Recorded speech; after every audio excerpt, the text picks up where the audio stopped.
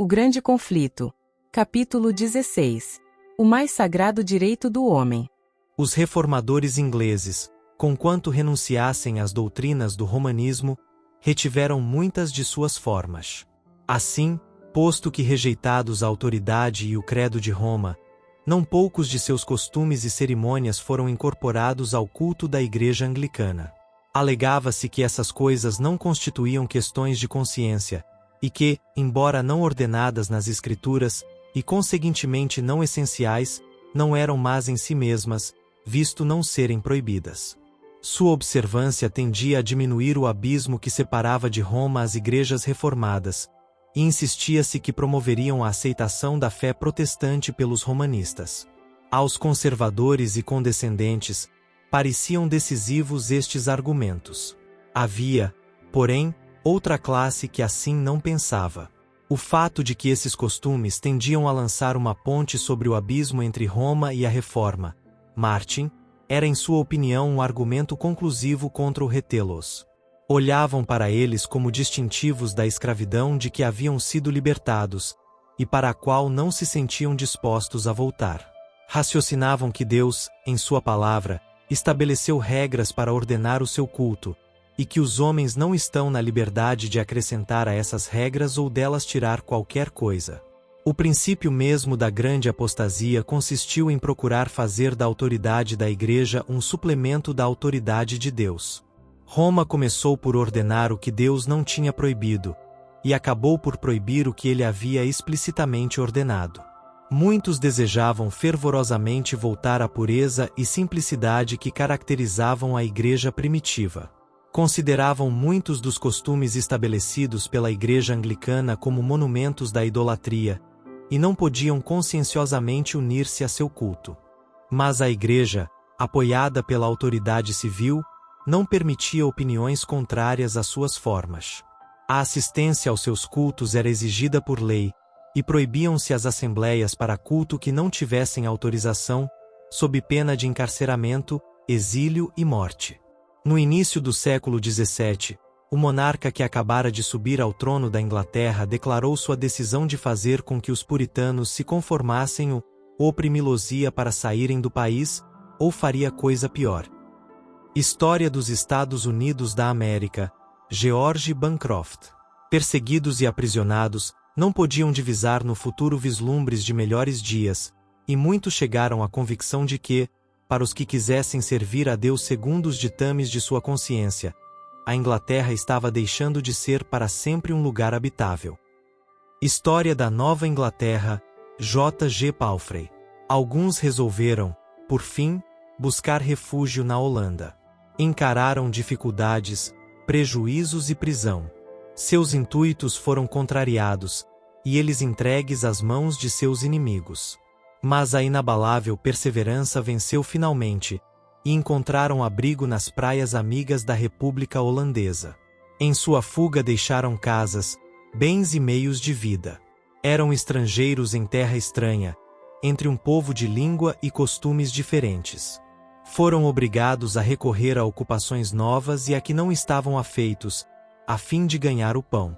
Homens de meia idade, que haviam despendido a vida no cultivo do solo, tiveram agora de aprender ofícios mecânicos.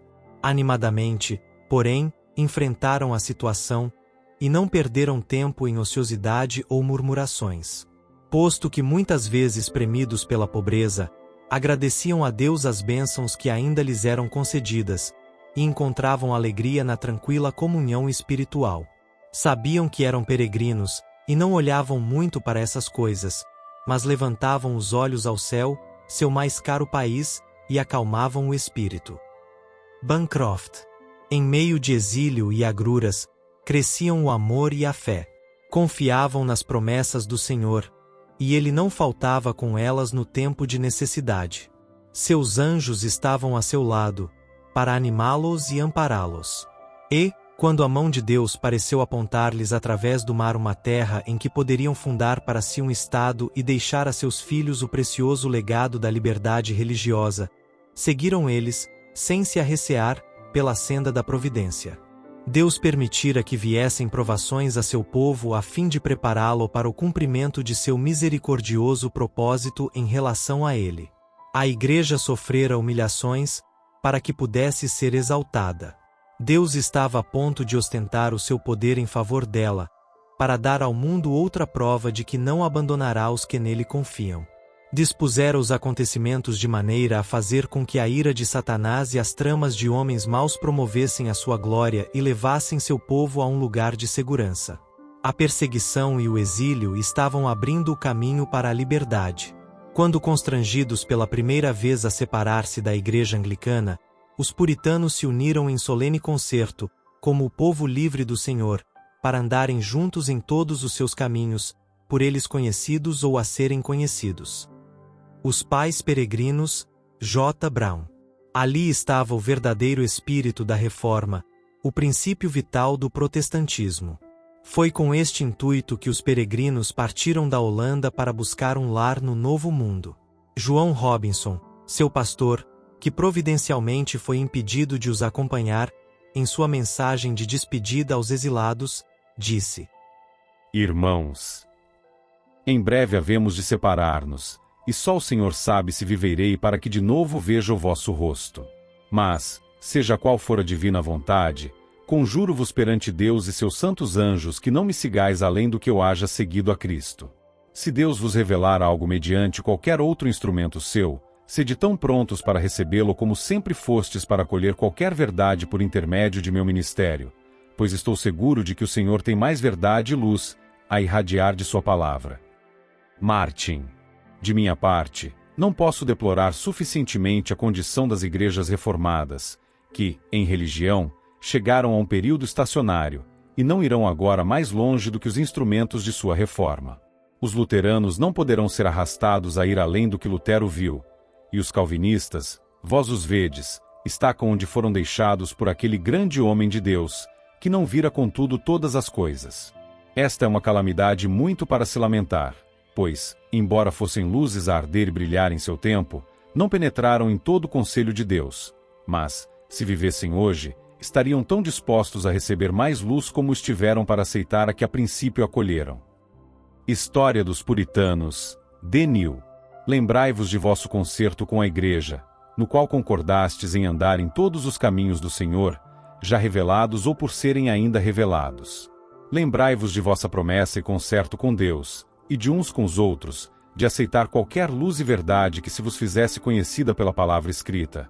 Mas, além disso, tende cuidado, eu vos rogo, com o que recebeis por verdade, e comparai-o, pesai-o com outros textos da verdade antes de o aceitar, pois não é possível que o mundo cristão, depois de haver por tanto tempo permanecido em tão densas trevas anticristãs, obtivesse de pronto um conhecimento perfeito em todas as coisas. Martin. Foi o desejo de liberdade de consciência que inspirou os peregrinos a enfrentar os perigos da longa jornada através do mar, a suportar as agruras e riscos das selvas e lançar, com a bênção de Deus, nas praias da América do Norte, o fundamento de uma poderosa nação. Entretanto, sinceros e tementes a Deus como eram, os peregrinos não compreendiam ainda o grande princípio da liberdade religiosa. A liberdade, por cuja obtenção tanto se haviam sacrificado, não estavam igualmente dispostos a conceder a outros. Muito poucos, mesmo dentre os mais eminentes pensadores e moralistas do século XVII, tinham exata concepção do grandioso princípio, emanado do Novo Testamento, que reconhece a Deus como o único juiz da fé humana. Martin. A doutrina de que Deus confiara à Igreja o direito de reger a consciência e de definir e punir a heresia é um dos erros papais mais profundamente arraigados. Conquanto os reformadores rejeitassem o credo de Roma, não estavam inteiramente livres de seu espírito de intolerância. As densas trevas em que, através dos longos séculos de domínio, havia o papado envolvido a cristandade inteira, não tinham sido mesmo então completamente dissipadas. Disse um dos principais ministros da colônia da Baía de Massachusetts.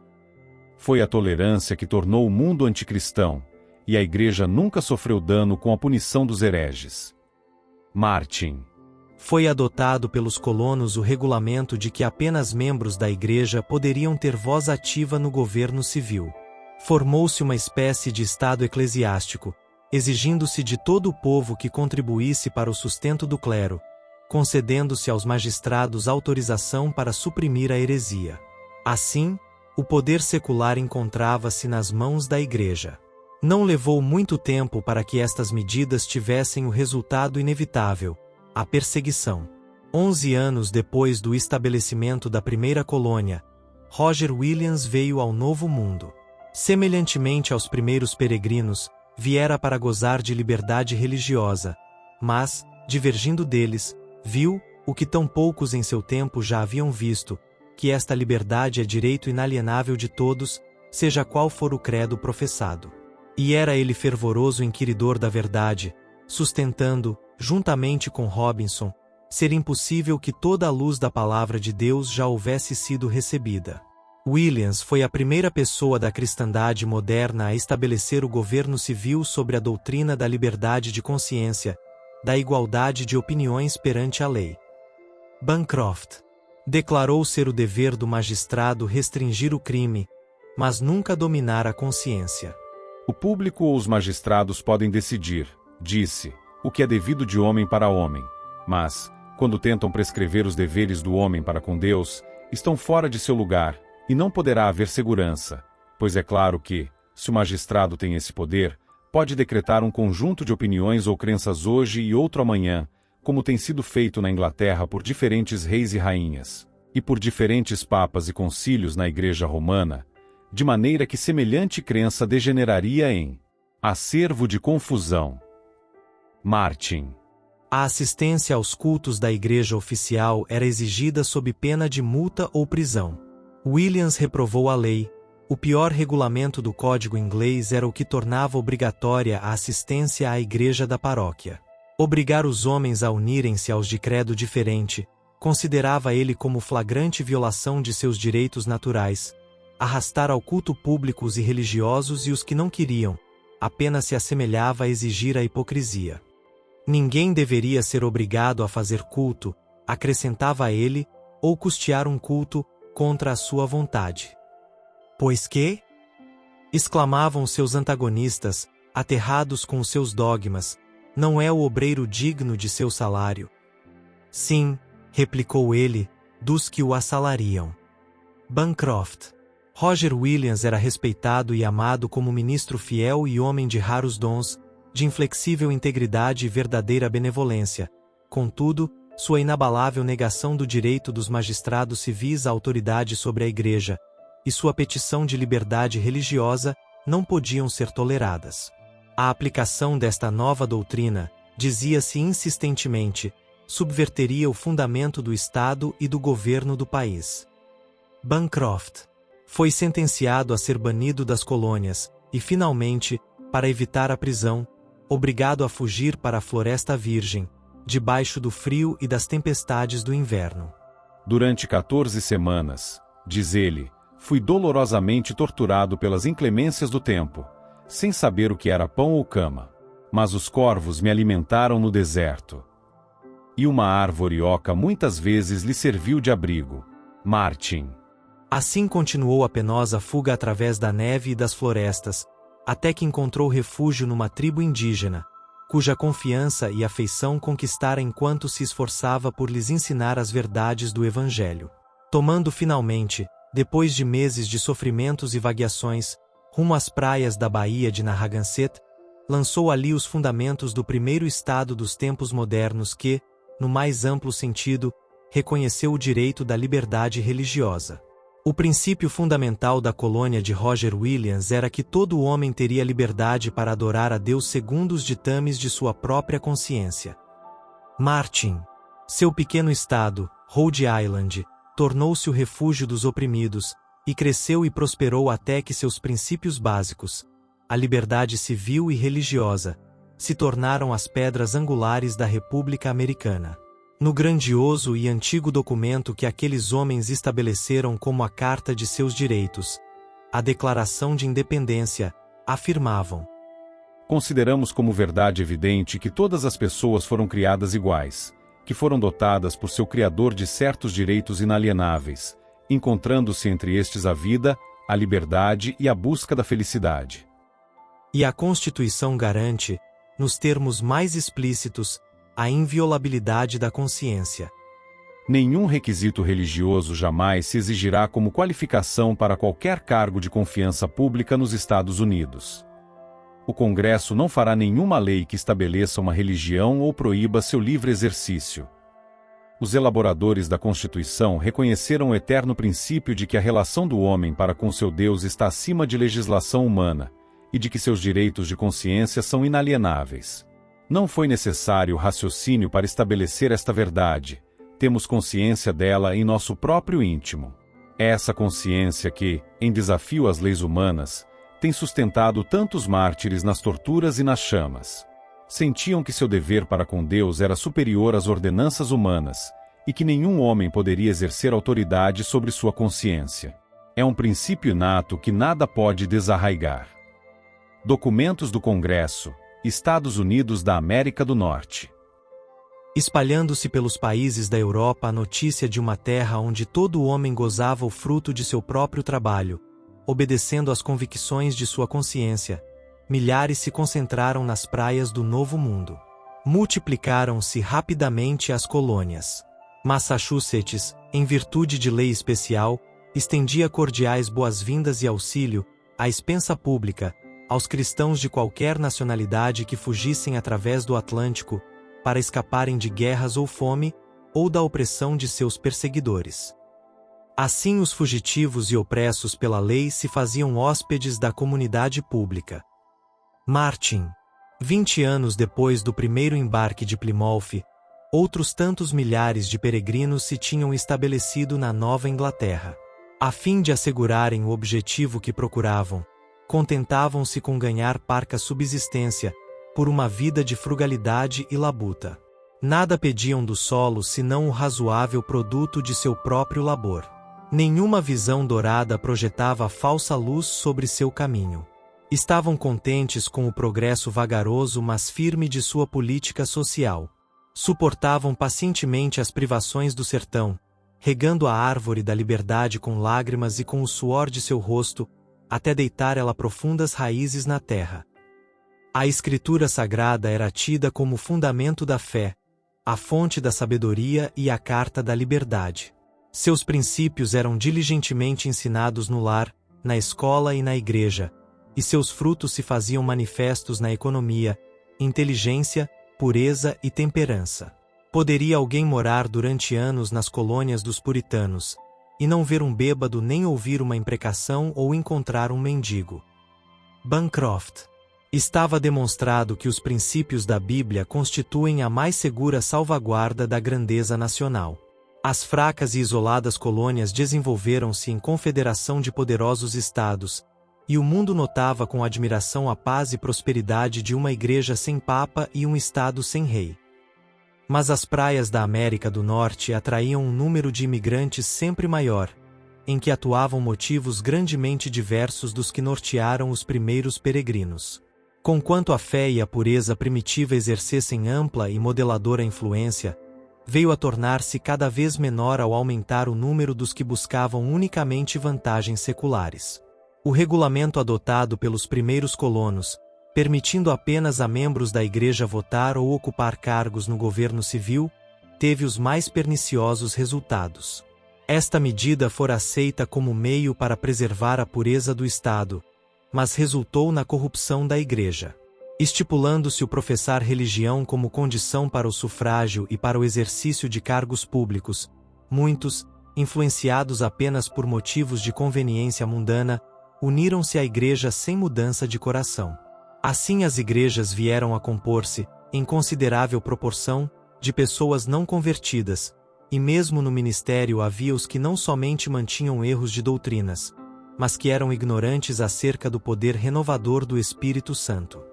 Assim novamente se demonstraram os maus resultados, tantas vezes testemunhados na história da Igreja, desde os dias de Constantino até o presente, de procurar edificar a Igreja com o auxílio do Estado, apelando para o poder temporal em apoio do Evangelho daquele que declarou: "Meu reino não é deste mundo". João 18, verso 36. A união da Igreja com o Estado, não importa quão fraca possa ser, conquanto pareça levar o mundo mais perto da Igreja, não leva, em realidade, senão a Igreja mais perto do mundo. O grande princípio tão nobremente advogado por Robinson e Rogério Williams, de que a verdade é progressiva, de que os cristãos devem estar prontos para aceitar toda a luz que resplandecer da santa palavra de Deus, foi perdido de vista por seus descendentes. As igrejas protestantes da América do Norte, assim como as da Europa, tão altamente favorecidas pelo recebimento das bênçãos da Reforma, deixaram de prosseguir na senda que se haviam traçado. Posto que de tempos em tempos surgissem alguns homens fiéis, a fim de proclamar novas verdades e denunciar erros longamente acariciados, a maioria, como os judeus do tempo de Cristo ou os romanistas do tempo de Lutero, contentava-se em crer como creram seus pais e viver como eles viveram. Portanto, a religião degenerou novamente em formalismo, e erros e superstições que, houvesse a Igreja continuado a andar à luz da palavra de Deus, teriam sido repudiados, foram acalentados e retidos. Destarte, o espírito que fora inspirado pela Reforma, foi gradualmente arrefecendo até haver quase tão grande necessidade de reforma nas igrejas protestantes como na Igreja Romana ao tempo de Lutero. Havia o mesmo mundanismo e apatia espiritual, idêntica reverência às opiniões de homens, e substituição dos ensinos da palavra de Deus pelas teorias humanas. A ampla circulação da Escritura Sagrada nos princípios do século XIX, e a grande luz assim derramada sobre o mundo, não foram seguidas de um correspondente progresso no conhecimento da verdade revelada e na piedade prática. Satanás não pôde, como nos séculos anteriores, privar o povo da palavra de Deus. Esta foi posta ao alcance de todos, com o intuito, porém, de ainda cumprir seu objetivo, levou muitos a tê-la em pouca conta. Os homens negligenciavam pesquisar as Escrituras, e assim continuaram a aceitar falsas interpretações e acalentar doutrinas que não tinham fundamento na Bíblia. Vendo o malogro de seus esforços em aniquilar a verdade pela perseguição, Satanás de novo recorreu ao plano de condescendência, que deu como resultado a grande apostasia e a formação da Igreja de Roma. Induziu os cristãos a se aliarem, não com os pagãos, mas com os que, por seu apego às coisas deste mundo, tinham demonstrado ser tão verdadeiramente idólatras como eram os adoradores de imagens de escultura. E os resultados desta união não foram menos perniciosos então do que nos séculos anteriores. O orgulho e a extravagância eram incentivados sob o disfarce de religião, e as igrejas se tornaram corruptas. Satanás continuou a perverter as doutrinas da Escritura Sagrada, e tradições que deveriam fazer a ruína de milhões estavam a deitar profundas raízes. A Igreja mantinha e defendia essas tradições, em vez de contender pela fé que uma vez foi dada aos santos. Assim se degradaram os princípios porque os reformadores tanto haviam realizado e sofrido.